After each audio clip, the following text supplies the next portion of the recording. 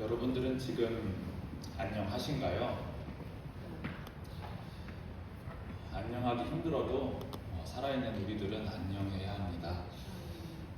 다시 우리 한번 인사해 볼까요? 여러분 안녕하세요. 안녕하세요. 네, 감사합니다. 제가 신학교를 입학하고 서울에서 사역하기 위해 떠난 게 한 7년 정도 전인데 정말 오랜만에 우리 본향교에서 뵙는 것 같습니다. 그런데 이렇게 강단에서 인사를 드리는 건 처음인 것 같습니다. 저는 돌아가신 김성태 목사님의 첫째 아들인 김시온 목사입니다.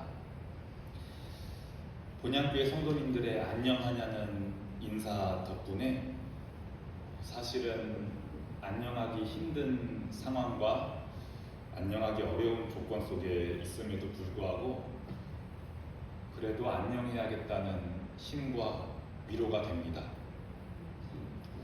참 우리나라 말에 있는 안녕하세요는 좋은 인사말 같습니다. 왜냐하면 상대방이 전혀 안녕하기 어려운 상황임에도 불구하고 고통 가운데 있음을 알매도 불구하고 당신은 안녕하냐? 나는 당신이 안녕했으면 좋겠다라는 안녕하세요라는 그 인사말은 참 위로가 되고 힘이 되는 인사말 같습니다. 성경 속에 등장하는 유대인들도 비슷한 인사를 하죠. 이들은 샬롬이라고 인사합니다. 샬롬이라는 단어를 우리나라 말로 굳이 번역한다면 평안 아니면 평화로 번역할 수가 있겠는데요. 그런데 이 샬롬이라는 단어가 인사말이라는 문장으로 사용될 때는 평안하십니까?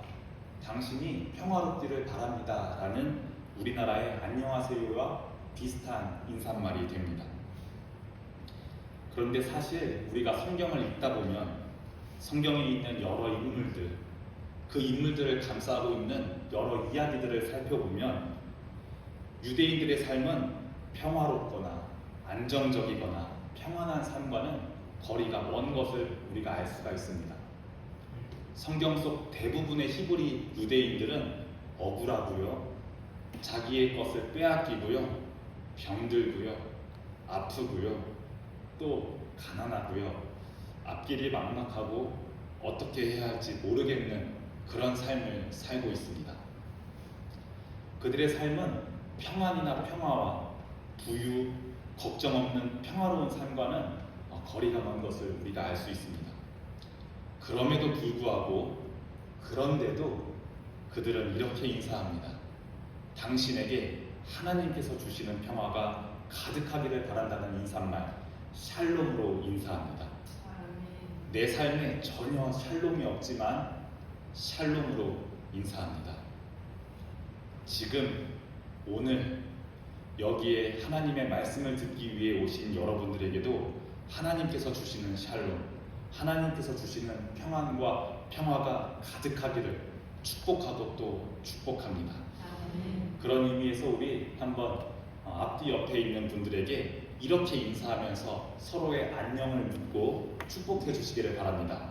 샬롬, 하나님께서 주시는 평화가 당신에게 가득하기를 바랍니다. 한번 인사해 볼까요? 샬롬, 하나님께서 주시는 평화가 당신에게 가득하기를 바랍니다. 네, 정말로 여기 본향교회에 나오신 모든 성도님들이 하나님께서 주시는 평화를 가득 누리시는 축복이 있기를 바랍니다. 오늘 우리가 읽은 요한복음 본문에 나오는 주인공은 별로 안녕하지 못한, 별로 평안하지 못한 그런 사람의 이야기가 나옵니다. 이 사람의 삶에는 샬롬이 없습니다. 오히려 이 사람은 병들고 아프고 또 오랫동안 아프다 보니 마음까지도 많이 약해진 사람입니다. 이 사람은 자그마치 38년이라는 기간 동안 병에 걸려서 고통받고 있는 사람입니다.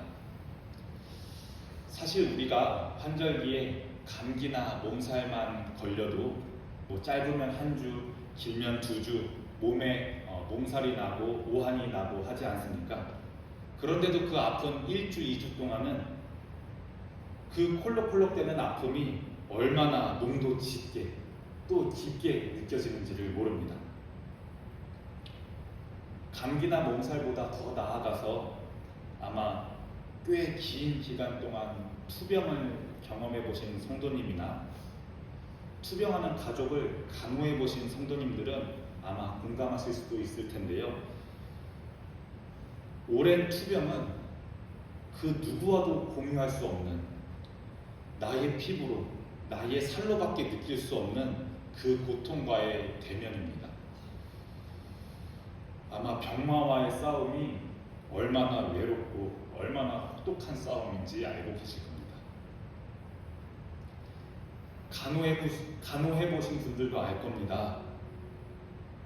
아무리 간호하는 내가 대신 아프고 싶어도 그 신체의 고통 앞에서는 그 사람 홀로 있을 수밖에 없습니다. 그런데 오늘 성경 본문에 나온 사람은 5절에 보니까 38년 동안이나 한 병으로 고생했다고 합니다. 무엇 때문에 병에 걸렸고 어떤 병명을 가지고 있는지 성경 속에 자세히 쓰여 있지는 않지만 6절을 보아하니 아무래도 다리를 잘 못 움직이는 그런 사람인 것처럼 보입니다. 사연은 잘 모르겠지만 아마 병에 걸린 초창기에는 의사도 만나보고 병에 좋다는 음식도 먹어보고 치유를 간구하는 마음에 제사장에게 제물을 찾아 들고 가보기도 하고 아마 그랬을 것입니다. 그런데 그렇게 노력을 해도 참 이 병이 38년 동안이나 낫지를 않았습니다. 참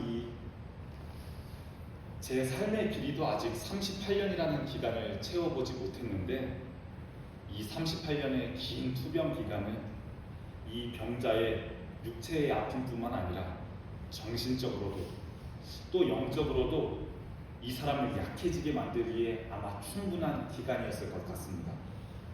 네, 그렇습니다. 오늘 성경은 이 38년 된 병자의 이 사람이 예수님을 만난 이야기를 오늘 우리에게 해주고 있습니다. 잠깐 이야기를 돌려서 오늘 본문의 배경을 한번 살펴볼까요? 이스라엘 사람들은 6월절이나 7.7절이나 이런 민족 고유의 명절이 될 때면 전국 각 지파에 흩어져 있는 사람들이 수도 예루살렘에 있는 성전에 예배하기 위해 모였습니다. 평소에 제사를 드릴 때는, 명절이 아닌 평소에 제사를 드릴 때에는 자기가 살고 있는 지파 지역에서 제사를 드리면 되지만 꼭 명절이 되면 솔로몬 왕이 지은 그 예루살렘에 있는 수도에서 제사를 드리는 문화가 있었습니다. 그래서 마치 요즘은 우리나라도 그런 문화가 많이 없어지기는 했는데 명절만 되면 이제 비성길이 고속도로가 마비가 되고 인구 대이동이 있었던 것처럼 유대인들도 명절만 되면 이 명절인 일주일 기간 동안에는 예루살렘 수도의 인구 밀도가 쫙 높아졌다가 명절이 끝나면 다시 각 지파로 돌아가는 이제 이런 문화가 있었습니다. 그런데 오늘 성경에 나온 장소는 양문 옆에 있는 베데스다라는 연못입니다. 양문 옆에 있는 베데스다라는 연못입니다. 옛날 조선의 수도 한양에 들어갈 수 있는 서대문, 동대문, 남대문과 같은 문들이 있었다면 예루살렘으로 들어갈 수 있는 여러 가지 문들 중에는 양문이라는 문이 있었습니다. 그 양문 옆에는 큰 연못인 베데스다가 있습니다. 오늘 이 베데스다라는 이름이 중요한데요. 베데스다는 긍휼의 집이라는 이름을 가지고 있습니다. 베데스다는 긍휼의 집이라는 이름을 가지고 있습니다. 이 베데스다는 성경에 나온 것처럼 히브리 말인데요. 집을 뜻하는 히브리어 베트는 히브리어로 집입니다. 또 긍휼을 뜻하는 히브리어 헤세드라는 말을 합친 말입니다. 베트와 헤세드를 한번 빠르게 말해 보실래요? 베트 헤세드, 베데스드 이렇게 베데스다와 비슷한 발음이 나오게 되지요. 네, 베데스다는 긍휼의 집이라는 뜻을 가지고 있습니다. 긍휼이라는 단어를 조금 더 쉽게 설명하자면 긍휼은 남을 불쌍하게 여겨주다라는 뜻을 가지고 있습니다. 우리가 보통 하나님을 부를 때 긍휼의 하나님이라고 부르죠.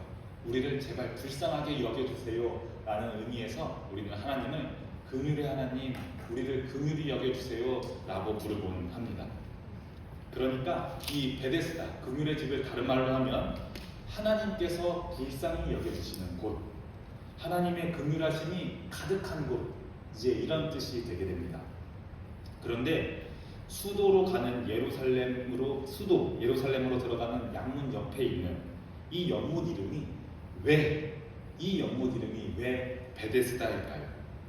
왜냐하면 본문 4절을 보니 여기에 아주 놀라운 기적이 일어난다는 이야기가 전해져 오고 있거든요. 아주 가끔씩 천사가 내려와서 연못의 물이 하늘로 치솟도록 만드는데, 이 물이 치솟는 현상이 일어난 다음 제일 먼저 연못에 자신의 몸을 담그는 사람은, 그 사람이 어떤 병을 가지고 있었던지 간에 그 병이 낫게 된다는 아주 전설과도 같은 그런 유대인들의 이야기입니다.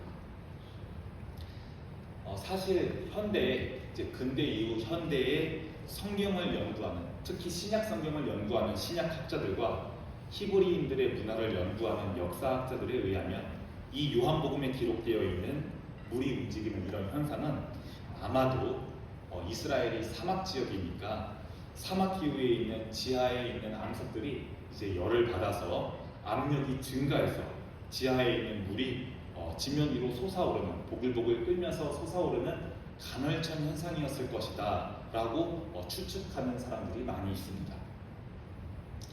물론 현대의 성경을 읽고 있는 우리들은 이런 자연 현상들을 압력이라느니 부피의 팽창이라느니 이런 과학적인 용어로 이해하는데 꽤 익숙하죠. 하지만 예수님께서 지상에 계시던 시대에는 이 물이 솟아오르는 현상을 정말로 천사가 내려오는 현상이라고 생각했었거든요. 그래서 정말 이 베데스다 연못 주변에는 앞을 못 보는 사람, 귀가 들리지 않는 사람, 걷지 못하는 사람 등등 병으로 오랫동안 고생하고 있는 사람들이 모여서 언제 저 연못의 물이 움직이나 기다리고 있었습니다. 오늘 설교의 주인공도 역시 이 양문 옆 베데스다에서 오랫동안 기다리고 있던 여러 병자들 중 한 명입니다. 그런데 오랜 기다림에 지쳐갈 때쯤 정말 물이 보글보글 끓는 것처럼 보이더니 정말로 물이 하늘로 솟아올랐습니다. 그러니까 이 연못 옆 행각에 있던 사람들이 앞다퉈서 빠르게 연못으로 빨리 들어가고 싶어서 앞다퉈서 들어가기 시작했어요. 여기서 첨벙, 저기서 첨벙, 사람들이 연못 속으로 정말 간절하게 내 병이 낫고자 하는 그 마음과 함께 뛰어들기 시작합니다. 오늘 설교의 주인공인 38년 된 병자도 너무나도 간절하게 들어가고 싶지만 사람들이 많아서, 경쟁하는 사람들이 너무 많아서, 그리고 안타깝게도 나의 병이 다리가 움직이지 못하는 병이어서 이 연못으로 가장 먼저 들어갔다는 건 사실상 불가능에 가까운 일이었습니다. 내가 원하는 건 저 연못 속에 들어가는 것 단 하나밖에 없는데 수많은 사람들이 이 한 가지 가지고 경쟁을 하니 나는 계속 실패할 수밖에 없고, 그 실패할 수밖에 없는 현실이 너무 슬프고 괴로웠을 것입니다. 그런데 참 이 베데스다 이야기에 가슴 아픈 역설이 한 가지 있습니다. 베데스다 연못이 어느 문 옆에 있다 그랬죠? 베데스다 연못이 양문 옆에 있다 그랬죠. 서대문은 서쪽에 있어서 서대문, 동대문은 동쪽에 있어서 동대문이지만 이 양문은 명절에 지방에서 올라와서 예루살렘 성전에 들어가 예배를 드리고자 하는 사람들이 반드시 제물을 들고 가야 했었거든요. 형편에 따라서 소를 드리는 사람도 있고 비둘기를 드리는 사람들도 있지만 이때 양제물을 들고 들어가는 사람들은 반드시 이 양문을 거쳐가야 했습니다. 그래서 이 양문의 양은 양을 뜻하는, 동물 양을 뜻하는 양문입니다. 참 웃긴 이야기죠. 하나님을 예배하고 싶어서 하나님을 예배하기 위해 사람들이 명절이 되어 기간이 되어서 정결한 마음을 가지고 자기의 죄를 대신해서 양을 제물로 잡아 경건한 마음으로 하나님께 제사를 드리기 위해 이 양문을 들어가고 또 이 양문을 나왔을 텐데 그 누구도 이 여기 있는 이 수많은 환자들은 돌보지 않았다는 거예요. 심지어 이 설교의 주인공은 38년 동안이나 이 환자를 돌봐준 사람이 없었습니다. 참 가슴 아픈 역설이 아닐 수가 없습니다. 긍휼의 집인 베데스다에 정작 이웃들을 사랑하고 병자를 긍휼하게 여기는 마음은 전혀 이 장소에는 존재하지 않는 거예요. 이 역설을 통해서 우리는 수많은 사람들이 하나님을 예배한다고는 하지만 교회에 나와서 설교 시간에 하나님을 사랑하고 이웃을 사랑하세요 이런 설교는 수십 번 수백 번 듣지만 주변에 있는 이웃들은 정작 돌보지 않는, 나의 근처에 있는 어려운 이웃들에게는 긍휼한 마음을 품지 않는 그런 모습을 볼 수가 있습니다. 그래서 참 여기 있는 저를 포함해서 교회를 다니는 사람, 기독교인들은 많지만 예수님을 따라 살려고 하는 그리스도인들은 참 적다는 것을 이 본문 말씀은 우리에게 말해주고 있습니다. 이 38년 된 병자는 오히려 긍휼의 집인 베데스다에서 긍휼을 받을 수 없다는 생각에 나는 절대로 저 천사의 기적의 이야기의 주인공이 될 수 없을 거란 생각에 아마 오랫동안 피폐해져 있고 실패의 생각에 약해져 가고 있었을 것입니다. 아마 우리가 삶을 살면서 절망이라는 단어를 이런 때에 쓰지 않을까 싶습니다. 그런데 정말로 베데스다에 생각지도 못했는데 예수님이 오게 됩니다.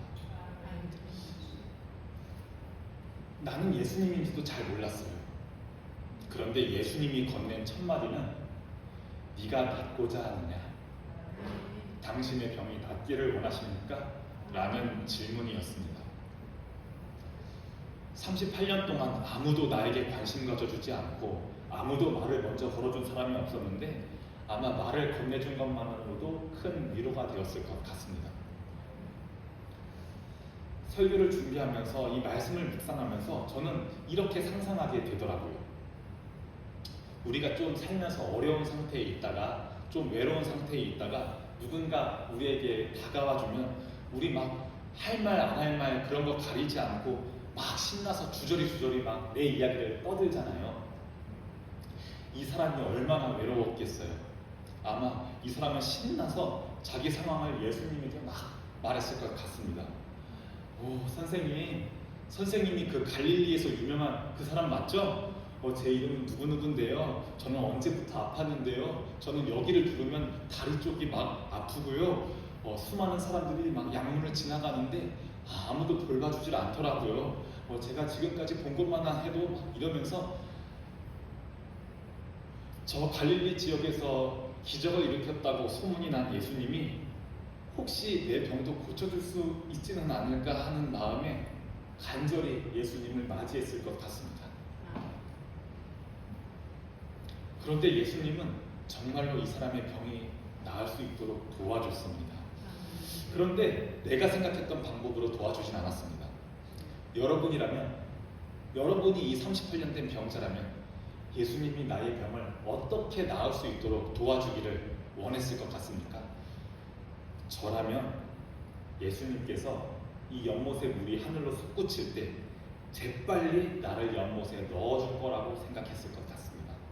아니면 내가 연못에 제일 먼저 들어갈 수 있게 제자들을 시켜서 연못 옆 행각에 있는 제일 가까운 자리, 제일 좋은 자리를 맡아줄 거라고 생각했을 것 같습니다.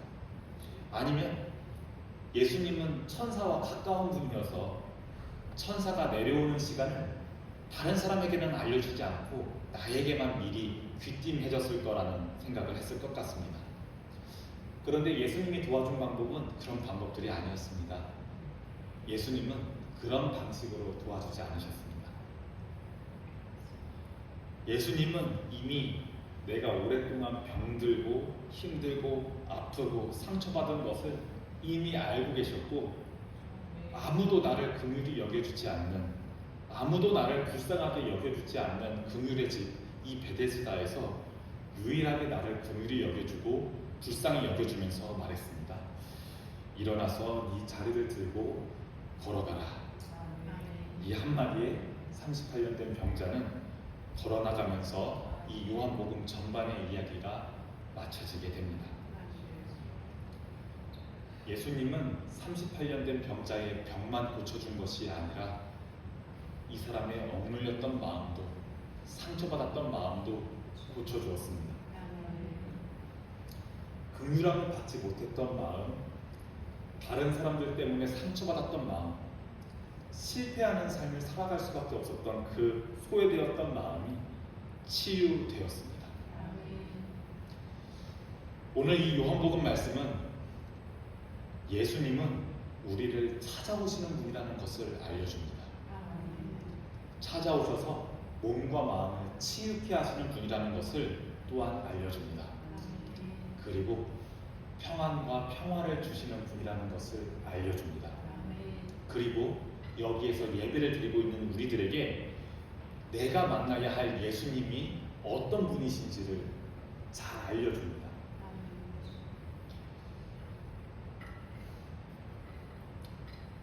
저는 아버지께서 쓰러지셨다는 소식을 듣고 동생들과 번갈아 가면서 가족들과 병간호하면서 임종을 지키고 처음 겪는 또 어지럽기도 한 장례 절차를 다 치르고 난 후, 그리고 오늘의 설교를 준비하면서 과연 나는 남을 긍휼히 여기는 사람이었는지를 스스로에게 물어봤습니다. 왜냐하면 저는 참 누군가에게 긍휼함을 느끼는, 누군가에게 긍휼함을 베푸는 삶을 살지 못했던 것 같은데, 본향교회 성도님들과 또 전도사님과 목사님 그리고 가족들의 긍휼함을 너무나도 많이 입었기 때문입니다. 말씀 앞에서 제 삶을 솔직하게 되돌이켜보면 저는 제사를 드리기 위해서 양문은 정말 자주 드나들라 버렸거든요. 하지만 양문은 지나치면서 옆에 아파하고 있는 병자들은 외면하고 그저 나의 제사만 드리러 가는 수많은 사람들 중 한 명이었던 것 같습니다. 그런데 이번에 어려운 일을 당한 저희 가정의 아픔에 진심으로 옆에서 함께 아파해 주시고 함께 눈물 흘려 주시고 함께 기도해 주시는 본향교회 성도님들의 긍휼함을 받는 것이 감사하기도 하면서 한편으로는 참 이런 긍휼함을 받을 자격이 있나 부끄럽기도 했습니다. 저는 이 본향교회가 진정한 의미의 베데스다가 되기를 소망합니다. 여기 있는 모두가 종교인이나 교회 다니는 사람이 아니라 예수님을 따라 사는 그리스도인들이 되기를 원합니다. 여기 있는 모두가 예수님께서 병자에게 주셨던 그 긍휼함을 받으시기를 축복합니다. 또한 더 나아가서 여러분들이 병자를 무시한 채 양문을 지나가는 사람이 아니라 베데스다의 병자들을 긍휼히 여기는 축복이 있기를 바랍니다. 다시 말해서 이 본향교회 성전이 하나님께 긍휼함을 입은 자들이 모여서 서로가 서로를 긍휼하게 여기는 베데스다가 되기를 주님의 이름으로 축복합니다. 하나님께 긍휼함을 입고 성도들이 서로가 서로를 긍휼하게 여기는 것이 바로 하나님께서 우리에게 주시는 안녕, 하나님께서 우리에게 주시는 평화, 하나님께서 우리에게 주시는 샬롬이 될 줄로 믿습니다.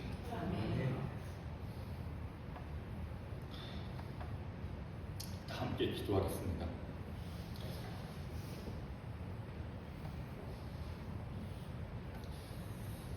하나님 아버지 감사합니다. 오늘 이 본향교회에 예배하고자 하는 사람들이 모여서 하나님께 찬양하고 기도하며 또 하나님의 말씀을 들을 수 있게 허락하심에 감사합니다. 오늘 요한복음에 나타난 38년 된 병자가 예수님을 만나고 긍휼함을 입은 것처럼 오늘 우리도 이 성전에 나와 우리의 연약한 몸, 우리의 연약한 마음을 주님 앞에 내려놓습니다.